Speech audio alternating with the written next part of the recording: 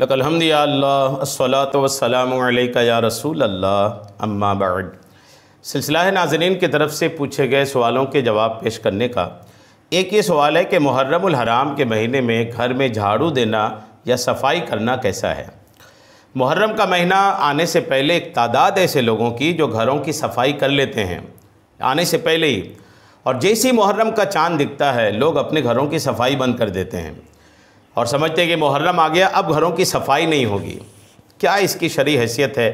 آئیے توجہ کے ساتھ جواب سنیے۔ محرم الحرام کے مہینے میں گھر میں جھاڑو دینا یا صفائی کرنا یہ جائز ہے، اس میں کوئی حرج نہیں ہے۔ نیز محرم الحرام سوگ کا مہینہ نہیں ہے کہ اس میں صفائی ستھرائی کو چھوڑ دیا جائے، بلکہ شریعت مطہرہ کو صفائی ستھرائی مطلوب ہے۔ شریعت چاہتی ہے کہ لوگ صفائی ستھرائی سے رہیں، اور حدیثوں میں اپنے گھروں صحنوں کو صاف رکھنے کی ترغیب موجود ہے۔ لہٰذا محرم شریف میں بھی اپنے گھروں کی صفائی اور اپنے گھروں کو صاف کرنے اور ستھرا رکھنے اور کربلا والوں کے لیے اچھے طریقے سے ایصال ثواب کا اہتمام کیا جائے، ایسا اپنے گھروں کا ماحول ضرور بنائیے۔ اور ماہ محرم کی وجہ سے گھر میں جھاڑو نہ دینا یہ سوگ کے حصے میں آتا ہے اور سوگ جائز نہیں ہے۔ فتاوی رضویہ میں سوال ہوا کہ کیا فرماتے علماء دین و خلیفہ مرسلین مسائل ذیل میں کہ بعض سنت جماعت عشرہ 10 محرم الحرام کو نہ تو دن بھر روٹی پکاتے ہیں اور نہ جھاڑو دیتے ہیں، کہتے ہیں کہ بعد دفن تعزیہ روٹی پکائی جائے گی۔ ان 10 دن میں کپڑے نہیں اتارتے ہیں، ماہ محرم میں بیاہ شادی نہیں کرتے ہیں، ان ایام میں سوائے امام حسن حسین رضی اللہ تعالیٰ عنہ کے کسی کی نیاز فاتحہ نہیں دلاتے ہیں۔ آیا یہ جائز ہے یا نہیں؟ اس کے جواب میں امام اہل سنت اعلیٰ حضرت رحمۃ اللہ تعالیٰ علیہ نے فرمایا کہ پہلی 3 باتیں سوگ ہیں اور سوگ حرام ہیں، اور چوتھی بات جہالت ہے۔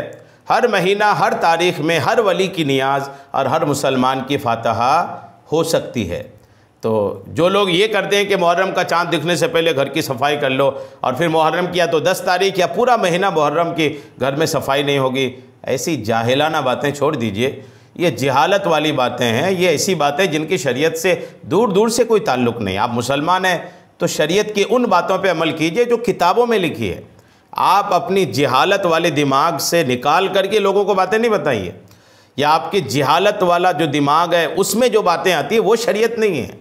شریعت وہ ہے جو قرآن میں ہے، شریعت وہ ہے جو حدیث میں ہے، شریعت وہ ہے جو فقہاء اور علماء کی کتابوں میں لکھی ہے۔